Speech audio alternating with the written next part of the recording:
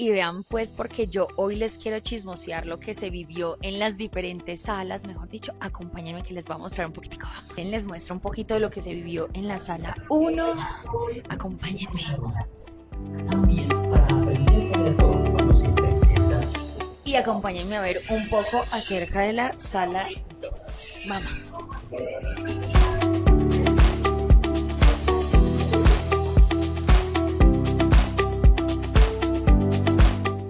Vamos para la sala 3.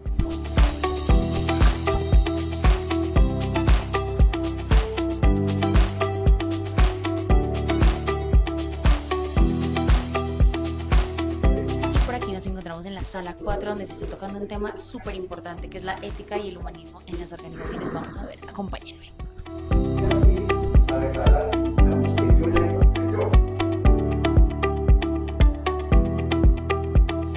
Y por aquí te doy la bienvenida al salón número 5 y uno de mis favoritos, porque aquí combinamos esa técnica entre las experiencias con realidad aumentada, también la ruta de las emociones y diferentes expertos, incluso algunos simuladores. Y esta es una invitación muy especial a que ustedes no se pierdan estos congresos para que fusionemos esa educación entre lo didáctico y lo académico. Nos vemos en los siguientes lugares y en las siguientes ciudades. Chao.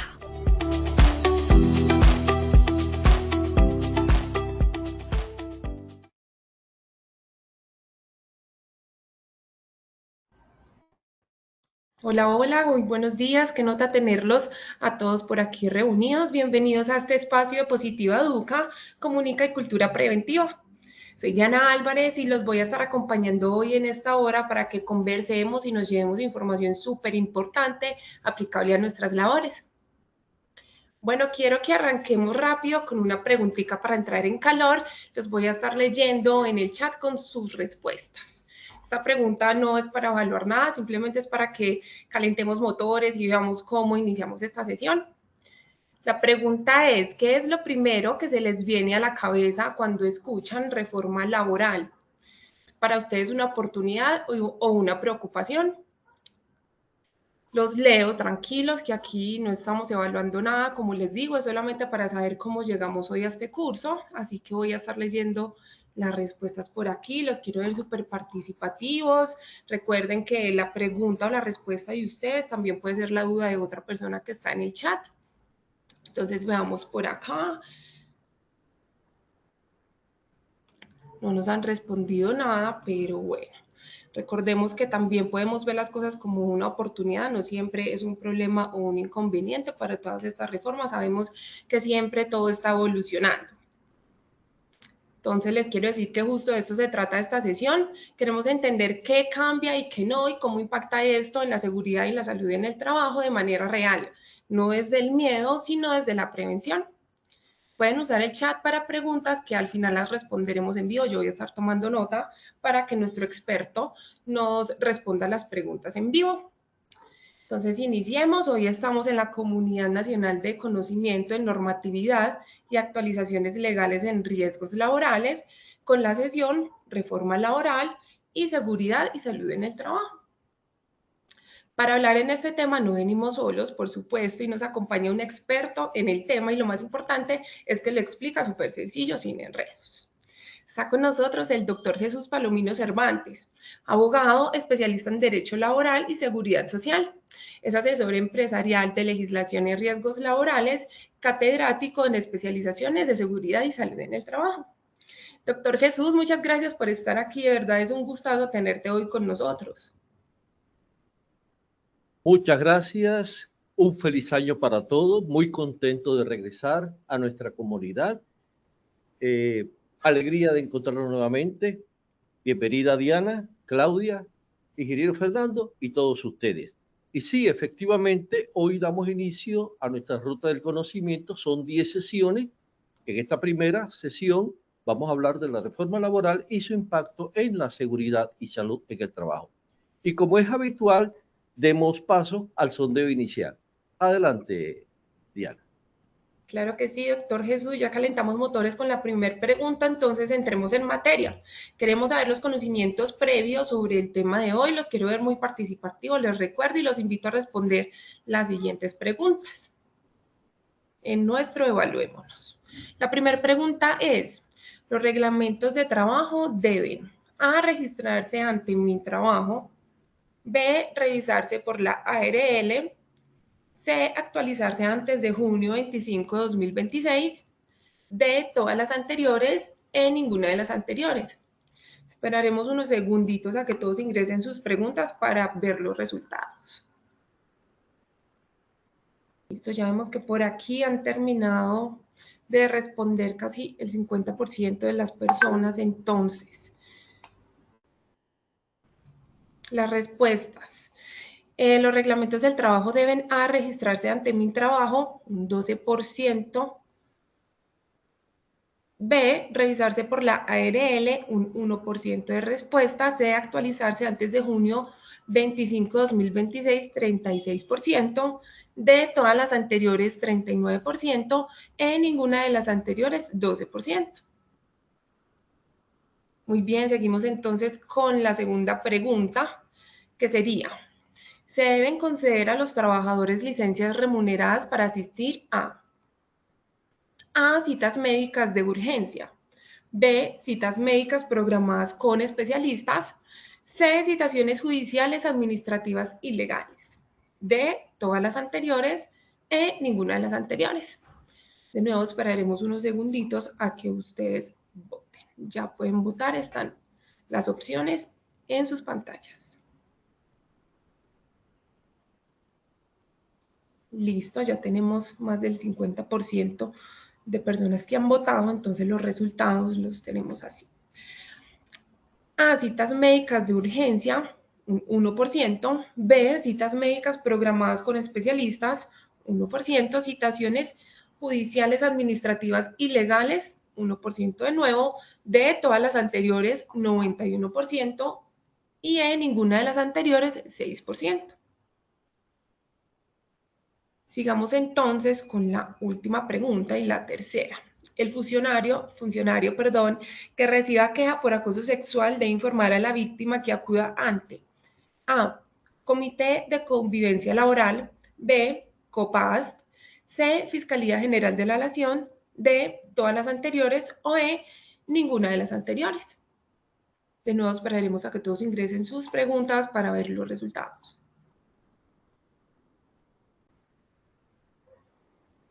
Listo, ya podemos dar los resultados. La primera respuesta a Comité de Convivencia Laboral, en un resultado del 44%. B, COPAST, 1%. C, Fiscalía General de la Nación, 30%. D, todas las anteriores, 24%. E, ninguna de las anteriores, 1%. Muchas gracias por participar de este sondeo inicial. Más tarde tendremos las respuestas y ahora sí, iniciemos con esta sesión. Doctor Jesús, este espacio es tuyo, te escuchamos. Muchas gracias, muy amable. ¿Me confirma que me están escuchando? Es correcto, Gracias. te escuchamos. Bien, Daniel Peterson nos ha dicho, el papel no salva a la gente salva a la gente. Me gusta esta frase sobre todo cuando voy a dar una charla de aspectos legales, porque no se trata de cumplir con la norma, de tener el permiso u obtener una autorización, no. Ningún papel, ningún permiso evita un accidente de trabajo. Es la conducta, la actitud del trabajador, de su compañero, de su supervisor. Por tanto, trabajemos en ello. Gracias. El contenido de esta charla va a versar sobre de qué manera la reforma laboral, en lo que tiene que ver con seguridad y salud en el trabajo, nos obliga a incluir en el reglamento interno de trabajo algunos temas que ya le informaremos. También hablaremos de horas extras, permisos a citas médicas, reubicación laboral, prohibiciones, personas con discapacidad, solidaridad laboral, empresas de servicios temporales y acoso laboral. Como objetivo, primero, vamos a determinar de qué manera, como se dijo, impacta esta reforma laboral en seguridad y salud en el trabajo. Segundo, a lo largo de la charla, les estaré brindando algunas estrategias, herramientas, tanto administrativas como jurídicas, para que se pueda implementar esta reforma de manera correcta y adecuada. Y obviamente, tercer objetivo, sensibilizar a los participantes en el cumplimiento de sus obligaciones para con el sistema general de seguridad y salud del trabajo. Comencemos. El 25 de junio del año pasado, 2025, se expide la ley 2466, haciéndole modificaciones importantes al Código Sustantivo del Trabajo. Esta ley es conocida como la Ley de Reforma Laboral. Dicha ley, la 2466, se publicó ese mismo día en el Diario Oficial, diario número 53.160. Y esto es importante para conocer a partir de cuándo la mayoría de los artículos entraron en vigencia, que más adelante me pronunciaré. Comencemos. Toda empresa, bueno, dice el código que a partir de 10, nosotros consideramos que es mejor que lo tengan todas, deben tener un reglamento interno de trabajo, que no es más que aquellas cláusulas, acuerdos que empresa y trabajador pactan para cumplir durante la vigencia del contrato de trabajo. Y usted sabe que los reglamentos de trabajo tenemos admisión, horarios, jornadas, vacaciones, horas extras, etcétera, etcétera, etcétera. Pues bien, la ley 2466 de 2005, en el artículo 12, modifica el artículo 115 del Código Sustantivo del Trabajo, señalando que los reglamentos de trabajo deben actualizarse dentro de los 12 meses siguientes a la entrada en vigencia de la ley. Como dijimos, que la ley fue publicada el 25 de junio de 2025, los 12 meses se van a cumplir el 24 de junio de 2026.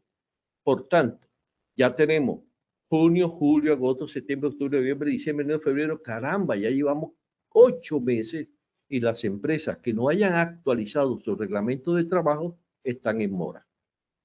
Pero actualizar, su abogado, su asesor, obviamente que le va a hablar sobre jornadas de trabajo, pago de las horas extras, los permisos, obligaciones, prohibiciones, sanciones, pero hemos observado en nuestras asesorías que cuando un trabajador incumple normas de seguridad y salud en el trabajo, no asiste a las citas médicas, no cumple con los procedimientos de trabajo, no usa los elementos de protección personal, trabaja de una manera peligrosa, las empresas no tienen unas herramientas para poder decir usted violó tal artículo del reglamento de trabajo.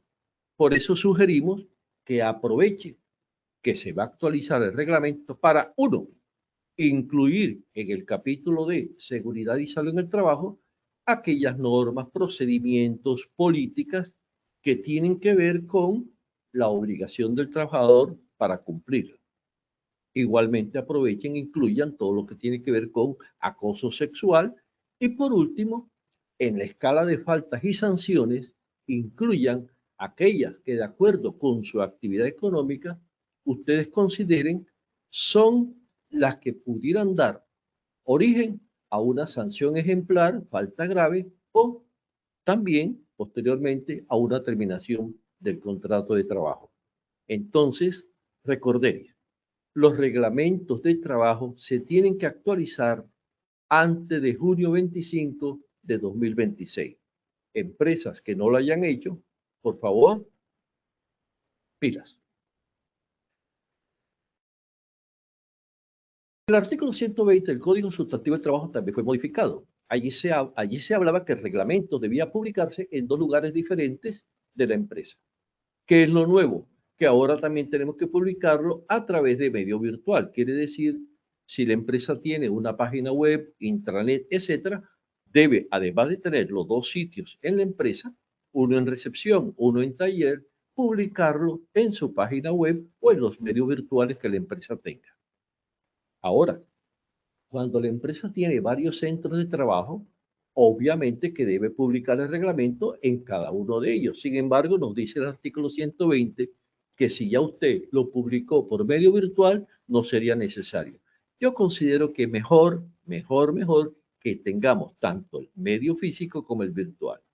Y por último, este artículo 120 señala que usted puede cargar su reglamento en la página web si lo tiene y también puede enviarle el reglamento a los trabajadores por correo electrónico, por WhatsApp, etc.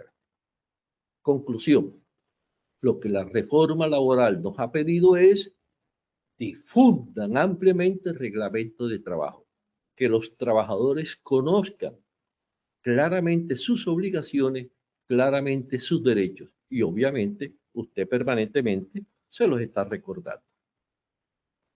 Un aspecto que vamos a entender ahora es lo relacionado con horas extras. Pero lo primero, situémonos en contexto. En el año 2021 se expidió la ley 2101 diciendo que la jornada normal de trabajo de 48 horas gradualmente iba a disminuir para llegar en el 2026, a partir de julio, a trabajar 42 horas. Hoy, que estamos en febrero de 2026, nos encontramos con la jornada de 44. Ya próximamente en julio pasaremos a 42 horas.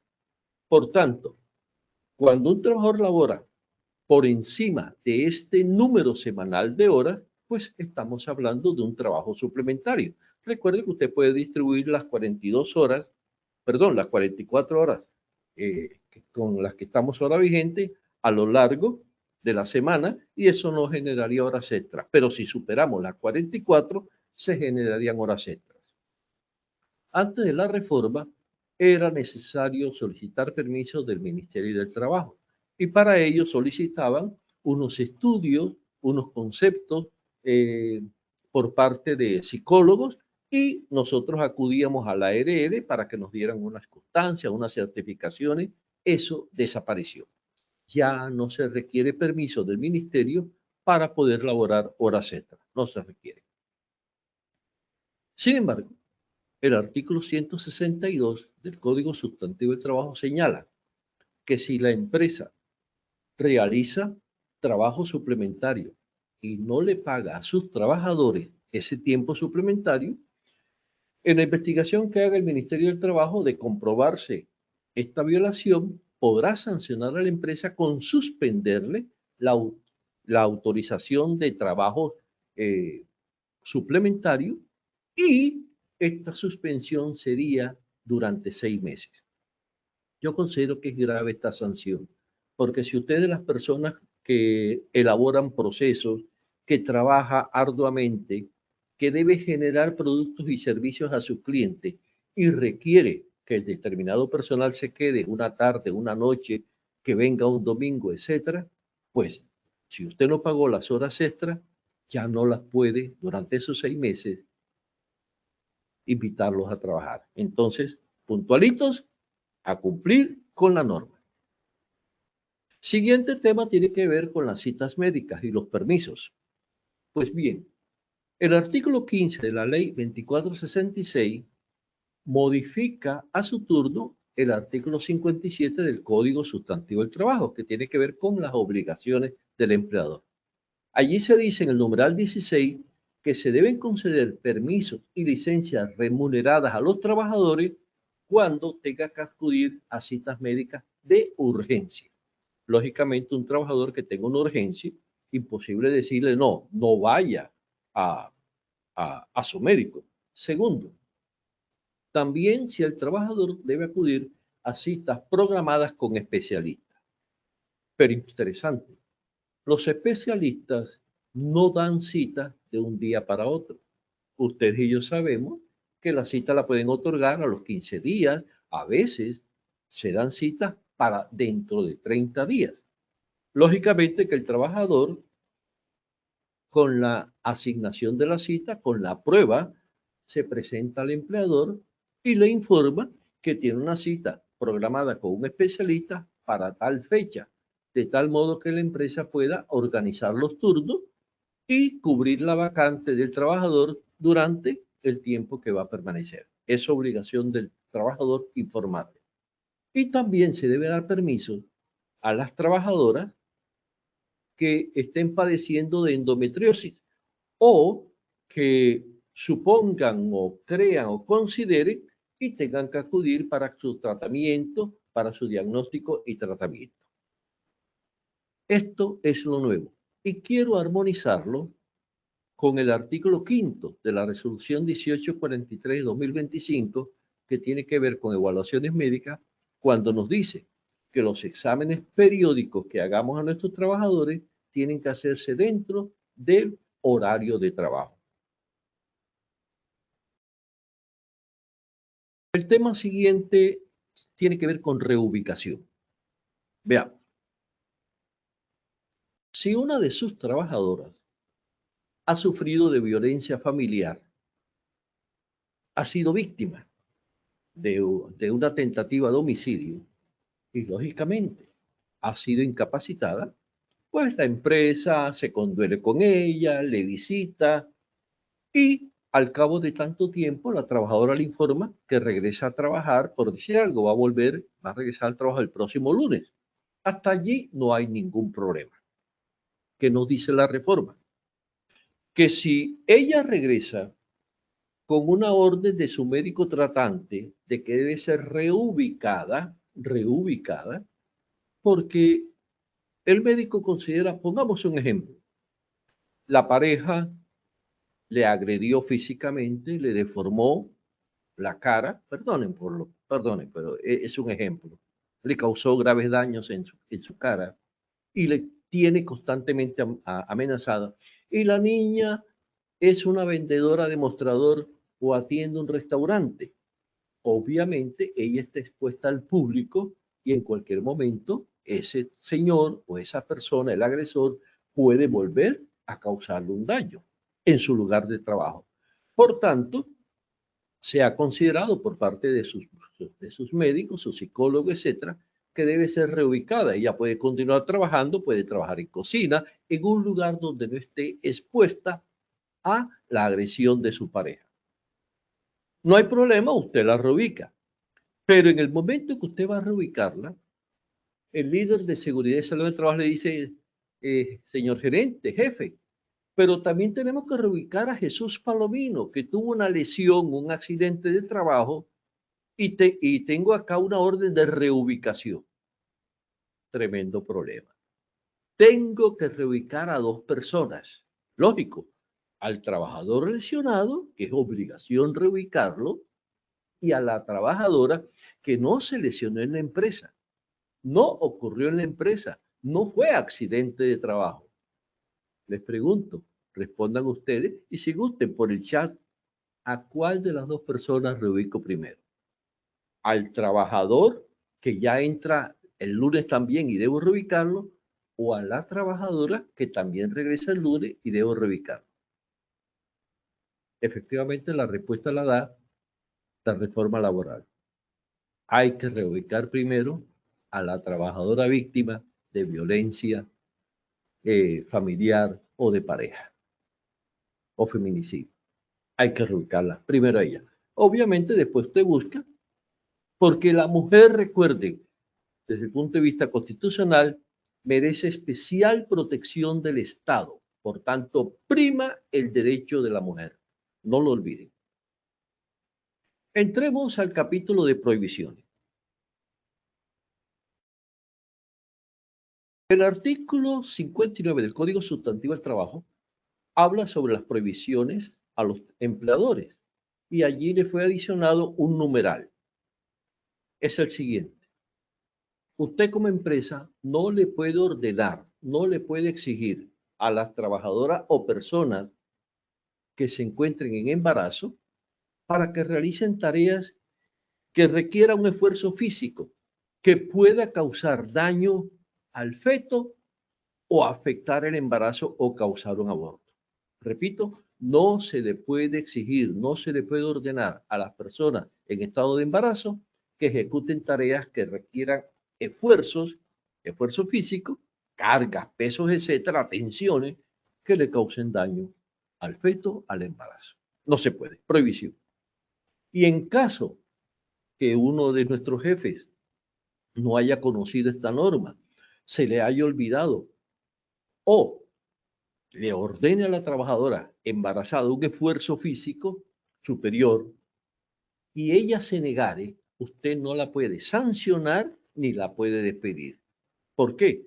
Porque recuerde que ella viene con una recomendación y una restricción médica.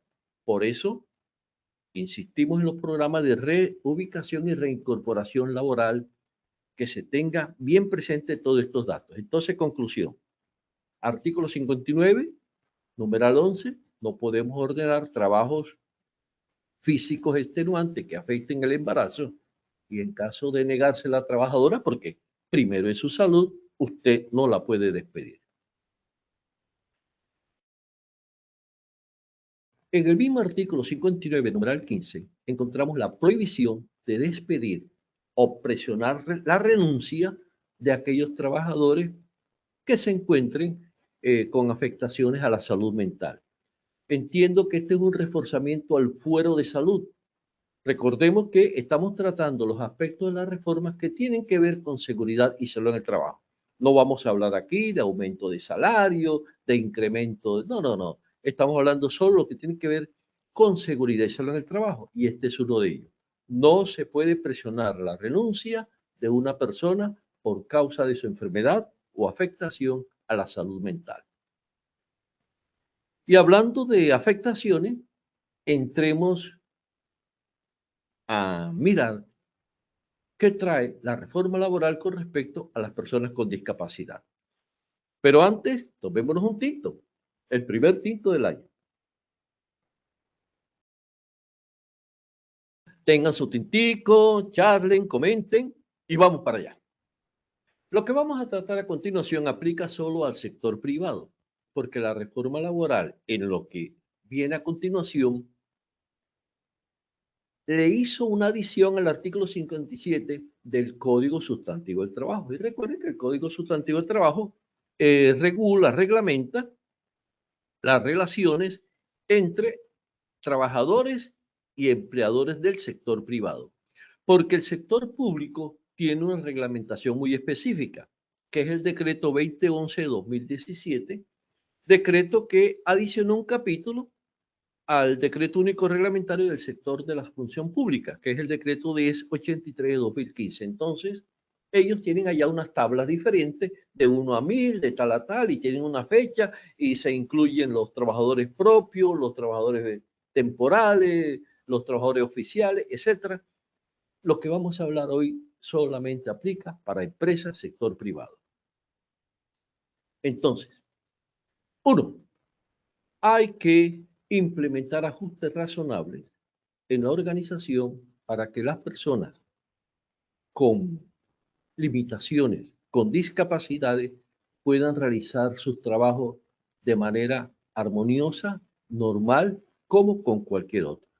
Y este mismo artículo 57, en el numeral 13, nos dice que tienen que realizarse los ajustes razonables para cada trabajador. Entonces, dependiendo de la limitación, dependiendo de la discapacidad, usted tiene que acudir a ello.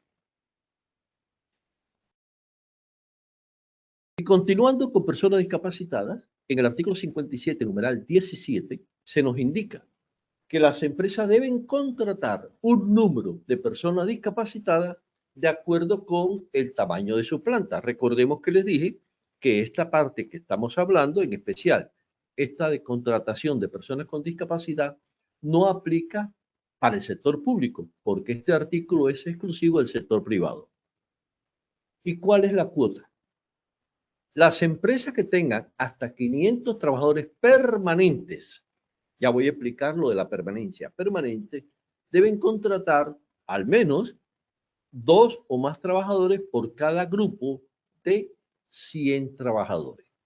Entonces, si usted tiene una empresa y en su nómina permanentemente tiene 250 trabajadores, por los primeros 100 contrata 2, por los otros 100 contrata 2 y serían 4, y por el residuo de 50 no contrata porque dice por cada 100 trabajadores. Entonces contrata 4 trabajadores con discapacidad. Y a partir de 500, un trabajador, porque hasta 500 contratamos 2 por cada 100.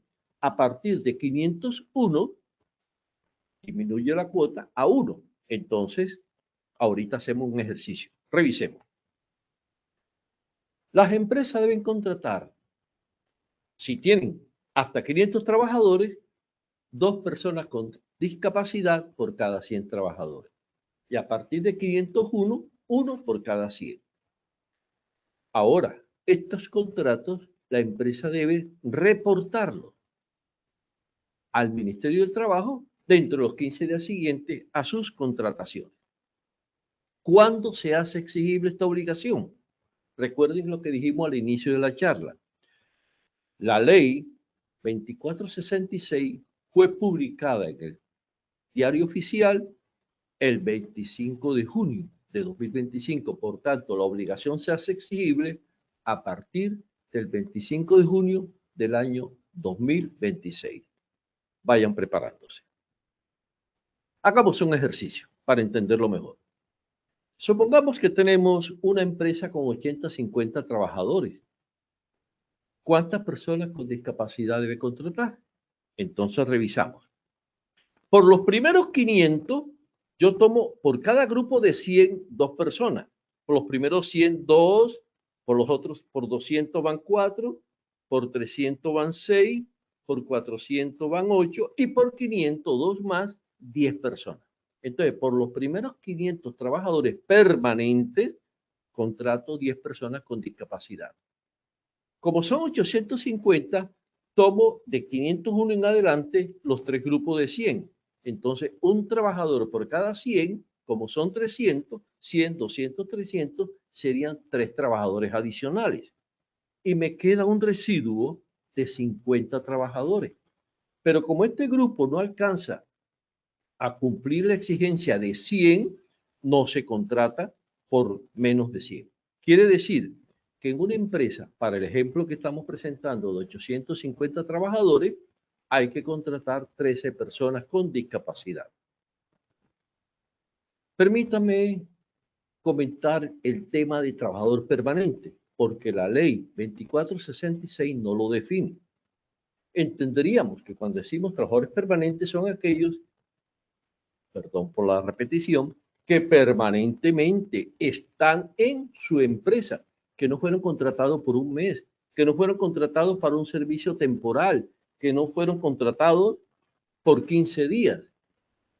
Son personas que están de manera permanente o cargo permanente. Entonces, usted debe revisar su nómina con su asesor y su contador y verificar cuántas personas, yo diría en ese promedio del medio año, un año, hemos tenido, porque ahora, a partir de junio de 2026, habrá que establecer esa cuota. ¿Qué puede pasar en aquellas empresas, por ejemplo, sector transporte? Con todo respeto, y discúlpeme lo que voy a decir, porque es un tema sensible, pero debemos de hablar. En el sector transporte, usted necesita un conductor, sobre todo si es servicio público, que esté con el 100% de sus facultades sensoriales, mentales, físicas. Un trabajador que esté con afectación a la visión, la audición, que no pueda hacer movimientos de sus brazos, obviamente tendrá limitaciones y en una emergencia, en un giro inesperado, podrá tener una colisión. Entonces usted no creo que vaya a contratar personas limitadas para que sean conductores de buses, de camiones, de taxi. No. Por tanto, allí el personal administrativo, que serían las personas con discapacidad que van a apoyar al sector administrativo, sería más reducido. Quizás, aunque usted cumpla con la cuota de los 6, cumpla con el número, la base de 600, 700, 800 personas, de pronto no pueda contratar esas 13, 14, 15 personas con discapacidad porque usted solamente en administración tiene 8, 9, 10 y más 15, no. Entonces, ¿qué nos ha dicho el artículo 57 en el parágrafo segundo? En estos casos, cuando no sea posible contratar persona con discapacidad, usted tiene que informarlo al Ministerio del Trabajo. Y nos surge la siguiente pregunta. ¿Qué pasa entonces en las empresas de servicios temporales? Ellos tienen personal de planta, que es muy poco, y tiene personal en misión, que van a las empresas a prestar un servicio. Yo considero, el tiempo no nos va a dar para ampliar, que las empresas de servicios temporales tendrían que hacer un estudio porque ellos venden el servicio e imponen un porcentaje de X si se contrata tal cantidad. Imagínense una temporada que tenga 2.000, 3.000, 4.000 trabajadores temporales y solamente 30, 40, 50 administrativos, se le dispara la cuota.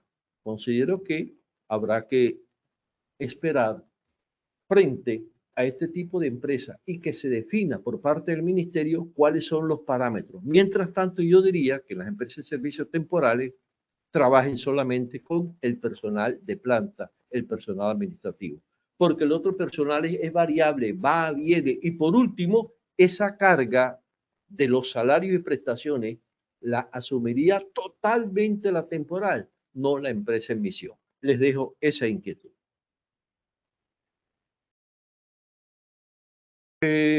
Debido proceso, si usted va a sancionar a un trabajador con discapacidad, el artículo 115 del Código Sustantivo del Trabajo, parágrafo 3, señala que él debe tener todos los mecanismos para comprender las preguntas, para poder emitir las respuestas. Si usted es una persona que tiene dificultades auditivas, dificultades de comunicación, no le coloca esos mecanismos a una persona que ayude, que traduzca, etcétera, esa sanción puede caerse. Siguiente tema, solidaridad laboral. El artículo 34 del Código Sustantivo del Trabajo señala que cuando se contraten personas o empresas para que realicen actividades diferentes y extrañas a las propias y se cause un daño o no se paguen los salarios, etcétera, de sus trabajadores, habrá solidaridad. Ejemplo, usted tiene una panadería, la labor de la panadería es preparar alimentos, panes, ponqué, y usted requiere pintar la fachada de su local. Obviamente la labor, la misión, la actividad económica de la panadería no es pintura. Entonces, si el contratista de pintura le quedase mal o le causare un daño a sus trabajadores, allí no habría solidaridad. Por tanto, el artículo 34 fue modificado y se aclaró el concepto de solidaridad. Sin embargo, tengan en cuenta que, uno, en alturas y en calderas, trabajo en alturas y en calderas, ya está definida la solidaridad. Revisen la resolución 4272-2021 y la 1857 cuando nos dice que el contratante de empleador será solidario por los daños o accidentes que sufran sus trabajadores o los trabajadores de los contratistas. Entonces, por eso es que pedimos, primero, que cuando se contrate, se verifique afiliación a riesgos laborales de contratistas, no acepten afiliaciones de poste. Y ya para ir dando un cierre, hablemos de empresas de servicios temporales. Pero lo primero, la Ley 50 de 1990, que tuvo una modificación, nos indica en el artículo 77 que se puede contratar personal temporal, personal en misión, primero cuando se trata de labores ocasionales, transitorias, que son aquellas de corta duración, menor a 30 días, y en actividades diferentes a la actividad propia de la empresa. Segundo caso, cuando usted requiera personal para reemplazar trabajadores en licencia, vacaciones, permisos, etc. Y tercero, cuando hay incrementos de producción, transporte, productos, servicios, caso en el cual se puede contratar al trabajador por 6 meses, prorrogable por 6 meses más. Estos son los 3 únicos casos en que se puede contratar a través de empresas de servicios temporales. ¿Qué reforma, qué modificación hubo? Se modifica el artículo 77, adicionándose un parágrafo que dice que no se podrán celebrar contratos para desarrollar situaciones diferentes a las que hemos dicho.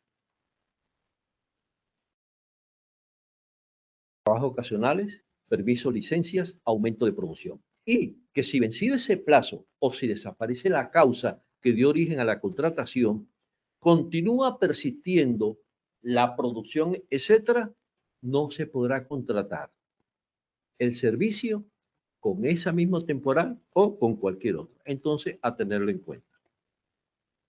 Igualmente se nos dice en el artículo 77, y es una de las modificaciones que se le hizo, que en el contrato con el trabajador en misión se debe especificar la causa que dio origen a su vinculación.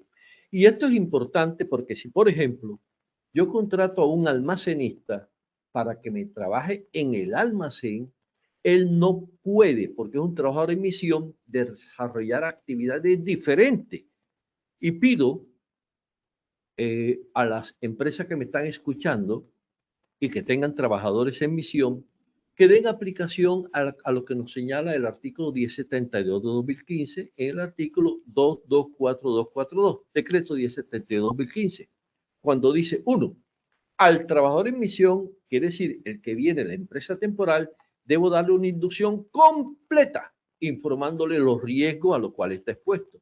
Le debo suministrar los elementos de protección personal y brindarle las condiciones de seguridad y salud en el trabajo que yo tenga en mi sistema de gestión.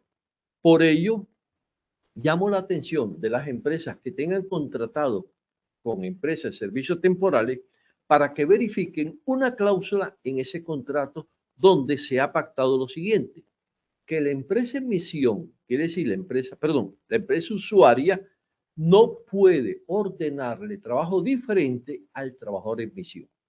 Dicho lo anterior, si yo he contratado o he solicitado los servicios de un trabajador ayudante de almacén, yo no le puedo decir que opere el montacarga, no lo puedo enviar a que me haga diligencias al banco, porque si le ocurriese un accidente de trabajo, no lo va a pagar la empresa temporal, tampoco lo pagaría la ARL.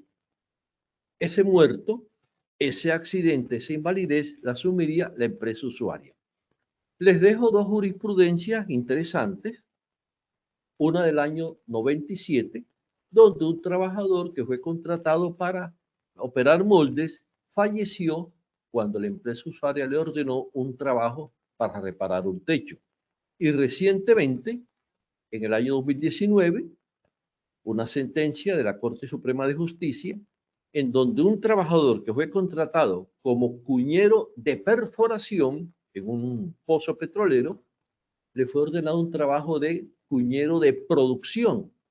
Allí tuvo una lesión gravísima y la Corte dijo, no señor, si usted le da una orden diferente, ese trabajador usted ya lo ha contratado, porque él vino para realizar una labor muy específica. Por eso, informen a sus supervisores, a sus ingenieros, a los trabajadores en misión sobre estos derechos y estos deberes. Y cerremos con eliminación de violencia y acoso laboral. La ley 2466 nos dice en el artículo 18 que se debe garantizar un trabajo libre de violencia y de acoso para todas las personas que estén allí en el entorno. No solamente los pasantes, los aprendices, los voluntarios, trabajadores, los que buscan empleo, todos. Y llamo la atención a lo siguiente. En este artículo 18 se da una definición de acoso. Dice, se entiende que será acoso o violencia en el mundo del trabajo el conjunto de comportamientos y prácticas inaceptables o de amenazas de tales comportamientos y prácticas. Importante, ya sea que se manifiesten una sola vez o de manera repetida. Si ustedes observan, se ha ampliado la definición de acoso laboral que traíamos en la ley 1010 de 2006, porque allá dice que tiene que ser una conducta repetida, etc. Entonces, como quiera que la violencia, el acoso, ha tenido tanto respaldo jurídico, tanto respaldo legal, llamamos la atención para que los comités de convivencia laboral cumplan con sus funciones, que a propósito Nuestra siguiente cita es el martes 24 de marzo, donde hablaremos de las funciones y actualizaciones de las funciones del Comité de Convivencia Laboral. Y permítanme cerrar esta sesión diciéndole, frente al acoso sexual y la prevención del acoso, se han exigido protocolos y ruta de atención. Por tanto, verifiquen los artículos 11, 15 y 21 de la ley 2365 y 24, que es la ley de acoso sexual, la ley 2466 del 25, que es la que estamos hablando de reforma laboral, las circulares 055 y 076 del Ministerio del Trabajo, y voy a dedicarle un minuto a la sentencia T140 de la Corte Constitucional. ¿Por qué? Primero, el Ministerio del Trabajo, a través de la circular 076, instó a las empresas del sector privado a que apliquen de manera inmediata política, protocolos y ruta de atención. Mire, política, protocolo y ruta de atención. Política. En esta empresa no se permite, no se acepta ninguna conducta de acoso sexual. Protocolo. Hablar qué es el acoso, etcétera. Y ruta de atención, ante quién me dirijo. Entonces debe haber política, protocolo y ruta de atención. Revisen, por favor, la sentencia T140 de 2021, interesantísima, una sentencia hito, donde nos habla que debe haber por parte del empleador el deber de diligencia y corresponsabilidad, el deber de no tolerancia o neutralidad, el deber de no repetición, y exige a través de esta sentencia protocolos de atención que deben tener al menos 3 aspectos: cuidado inmediato, contención, atención psicosocial y asesoría jurídica.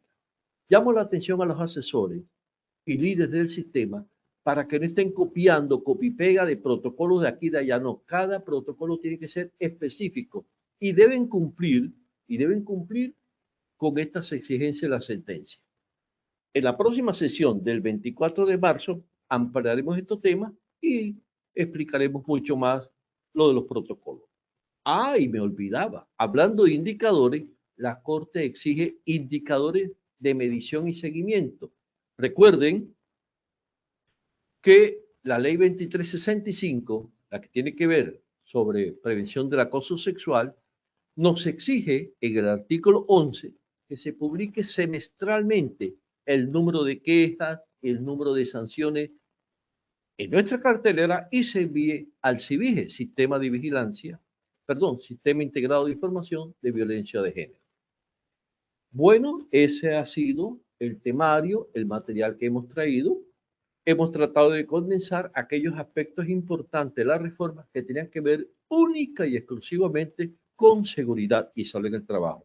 Y toda esta información obviamente la pueden obtener en Posipedia y me ha apoyado en las páginas de Presidencia, Ministerio del Trabajo, MinSalud, etcétera, etcétera. Y hemos llegado, Diana, entonces ahora sí, a definir el sondeo final. Adelante, Diana. Claro que sí, doctor Jesús, muchísimas gracias por toda esta información tan clara. Vamos, antes de evaluar el sondeo final, vamos a las preguntas en el chat. Tuvimos demasiadas preguntas, les agradecemos por estar tan activos y participando en esta sesión. Entonces, vamos con la primera pregunta, doctor Jesús. Nos preguntaban cuál es el proceso sancionatorio, para la empresa que incumpla y cuáles son las sanciones. Bien, obviamente no sé a qué tipo de incumplimiento, pero hay varias. Tenemos incumplimiento por acoso sexual, por acoso laboral, tenemos incumplimiento por las normas de seguridad y salud en el trabajo. El decreto 1295-94 pues trae unas tablas sobre incumplimiento que va creo que llega hasta 5.000 salarios mínimos y cierre de empresa. Y también el ministerio tiene unas tablas también por incumplimiento a los temas de acoso sexual. Entonces sería muy genérico, pero lo que podemos decir en forma global es, todo incumplimiento a la normativa, uno, va a acarrear sanciones. Miren que hablamos el incumplimiento del no pago de horas extras, no se puede contratar durante los 6 meses siguientes. Y si nosotros le damos órdenes a un trabajador en misión por fuera de su actividad para la cual fue contratada, la sanción sería que se vuelve contrato de la persona. En fin, es una pregunta que considero bastante amplia en lo que tiene que ver dependiendo de cada incumplimiento. Muchas gracias. Listo, doctor. Seguimos entonces con la siguiente pregunta que realizaban por el chat. ¿Cómo podríamos manejar el ingreso a trabajadores que solo laboran en el área operativa en bomberos y solo son actividades de alto riesgo? Veamos. En bomberos tenemos bomberos voluntarios, tenemos bomberos que de pronto vienen por sector público. Recuerde que por sector público tiene una reglamentación diferente, pero yo entendería la pregunta como voy a contratar a un bombero y se requiere que el bombero tiene unas exigencias físicas, mentales, porque va a estar expuesto a emergencias, incendios y tiene que pensar rápidamente. Entonces yo creo que allí prima el deber a la sociedad antes que el deber individual, porque debemos garantizar que ese personal bomberil pues pueda prestar sus servicios de forma eficiente y sobre todo garantizando la seguridad y vida de las personas que va a salvar.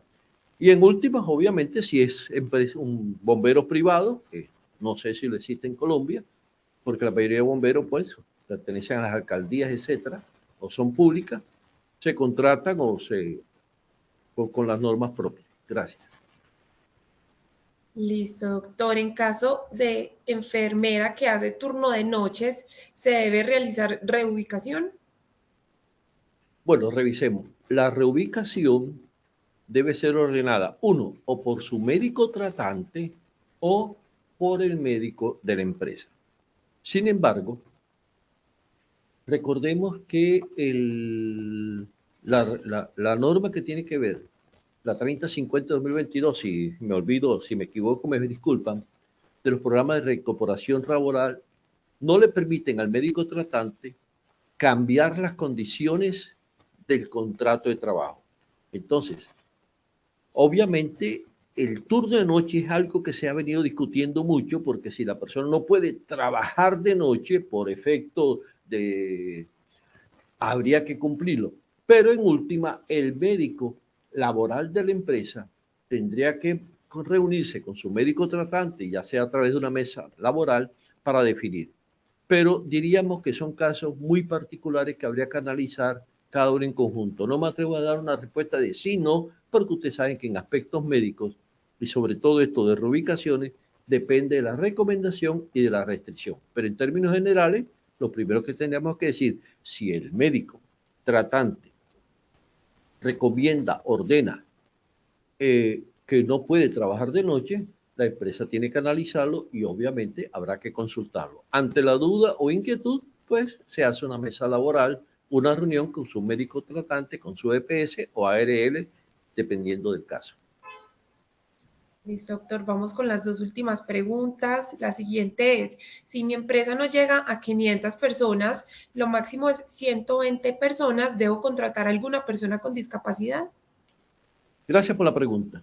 Recordemos que la cuota de capacidad va por escala. Por cada 100 hay que contratar 2. Lo que pasa es que la contratación de 2 por cada 100 es hasta 500.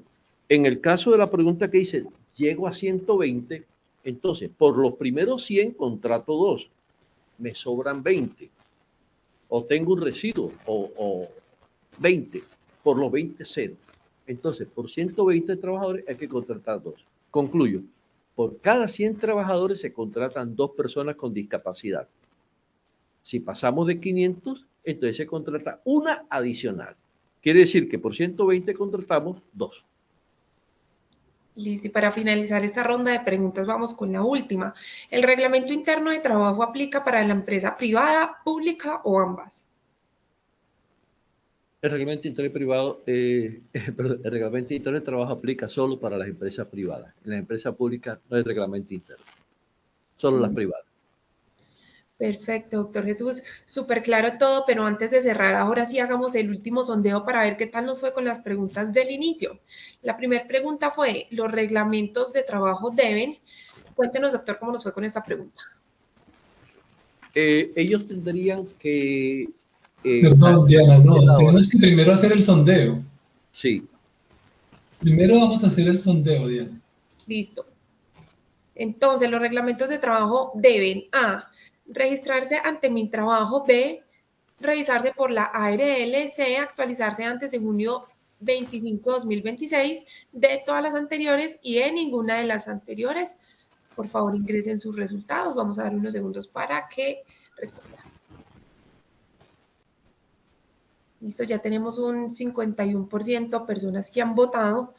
Entonces, los reglamentos de trabajo deben A, registrarse ante Mintrabajo, un 6%, revisarse por la ARL, 2%, C, actualizarse antes de junio 25 de 2026, 57%, y D, de todas las anteriores, 31%, y E, ninguna de las anteriores, 3%. Perfecto, perfecto.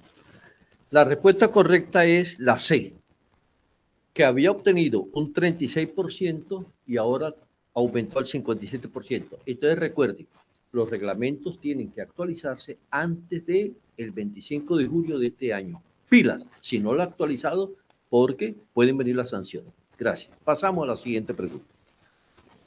La siguiente pregunta del sondeo era: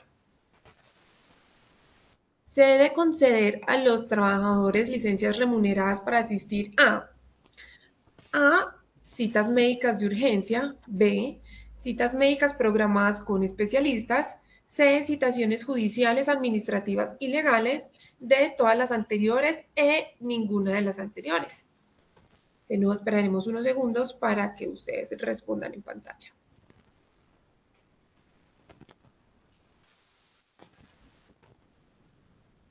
Listo, ya tenemos un 52% de personas que han votado, entonces los resultados fueron A, citas médicas de urgencia, 2%, B, citas médicas programadas con especialistas, 3%, C, citaciones judiciales, administrativas y legales, 1%, D, todas las anteriores, 92%, y E, ninguna de las anteriores, 3%.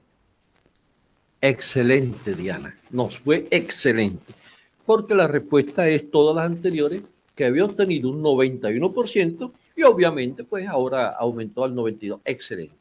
Gracias. Súper bien, vamos entonces con la última pregunta de este sondeo. El funcionario que reciba queja por acoso sexual debe informar a la víctima que acuda ante A, Comité de Convivencia Laboral, B, Ecopast, C, Fiscalía General de la Nación, D, todas las anteriores, E, ninguna de las anteriores. Esperamos sus votos en pantalla. Esperaremos unos segundos a que respondan.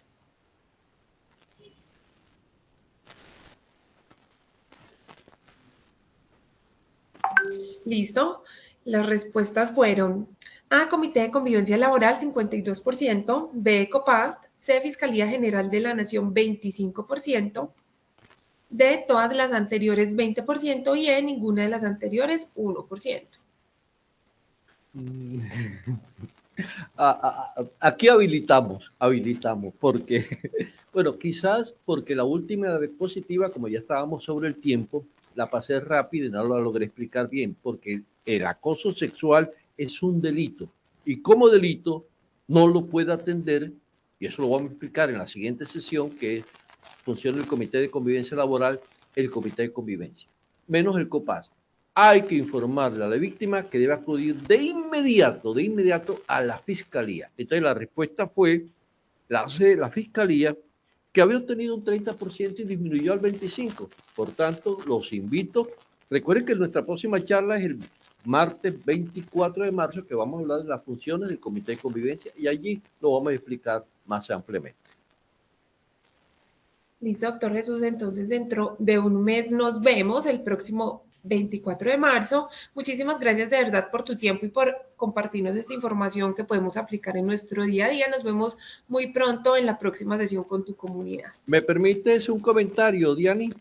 Claro que sí, doctor. Para esta ocasión y para todas las sesiones, Si ustedes tienen preguntas, inquietudes, en la diapositiva encuentra mi correo, me pueden enviar la pregunta para yo ir preparando y de esa manera, dependiendo del tema, yo les voy dando a ustedes la respuesta a inquietudes o preguntas o dudas o problemas que tengan ustedes. Obviamente que sean sobre seguridad y salud en el trabajo. Muchas gracias a ustedes. Gracias, Diana. Feliz día. Muchísimas gracias igualmente, doctor Jesús. A nuestros participantes ha sido un verdadero placer acompañarlos en esta acción educativa.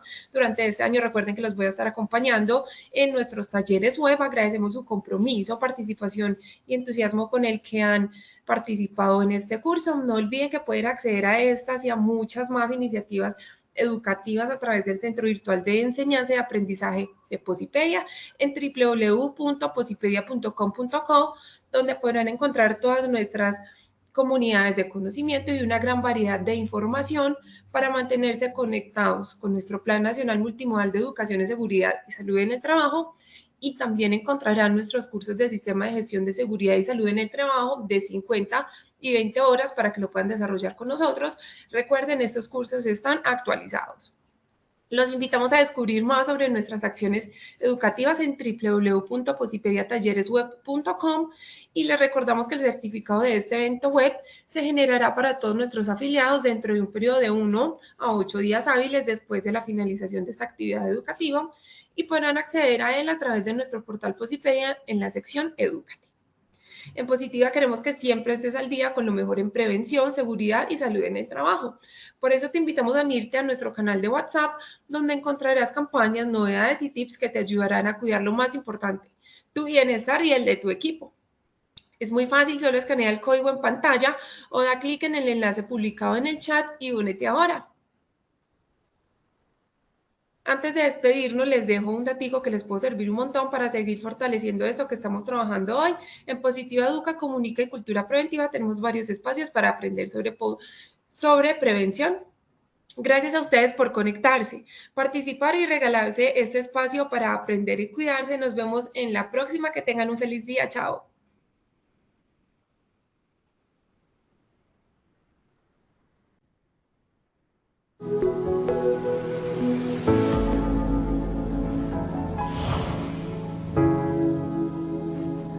Como en las diferentes ciudades de nuestro país, Barranquilla no es la excepción. Hoy viviremos un día maravilloso acá en este tercer Congreso de la Salud Psicosocial. Pero no seré yo, sino los asistentes de este tercer Congreso los que les contarán todo lo aprendido en los talleres, tanto dinámico como teórico. Así que acompáñenos a vivir esta grandiosa experiencia. En nombre de nuestro presidente José Luis Correa, pues agradecer que tenga en cuenta esta ciudad, a Barranquilla, como siempre, puerta de oro para todos los procesos de innovación en diferentes temas. Mi nombre es Verónica Montero, vengo de Sabana Larga Atlántico representando la IPS Verbo Salud. En el día de hoy he tenido una experiencia súper espectacular y maravillosa con Positiva. De verdad que he aprendido sobre la importancia de la inteligencia emocional y aplicarla en las empresas. De verdad que me llevo un aprendizaje súper valioso, el cual voy a aplicar en la empresa como coordinador de seguridad y salud en el trabajo. Positiva es la mejor opción. Mi nombre es Melissa Rodelo, vengo representando al SENA como instructora. Me ha parecido excelente este congreso de salud mental porque ha sido un espacio muy dinámico donde compartimos en talleres, socializaciones, experiencia con otras personas que vienen de otras empresas y los coaches han estado excelentes con unos muy buenos temas que podemos aplicar en las organizaciones. Gracias a Positiva por este espacio y por la oportunidad que nos brinda de aprender. Mi nombre es Pablo Barrios, estoy en el Congreso de Positiva y lo que más me ha parecido interesante del Congreso ha sido su dinámica, es súper fluida, estar de salón en salón y escuchar a todos sus líderes comentándonos el temas. Particularmente me llamó mucho la atención el tema de liderazgo en humanismo y bioética, porque creo que eso es lo que hace falta mucho en las organizaciones, trabajar en el humanismo, en la parte humana de los trabajadores, es lo más importante ahorita mismo. Muchas gracias, Positiva. En Barranquilla, en el Hotel Country, estamos haciendo ya el cierre de este tercer Congreso Nacional de Salud Psicosocial. Positiva sigue yendo a todos los territorios colombianos, sigue llevando la promoción y la prevención, sigue incorporando la salud mental como una parte estructural en los sistemas de gestión de seguridad y salud en el trabajo.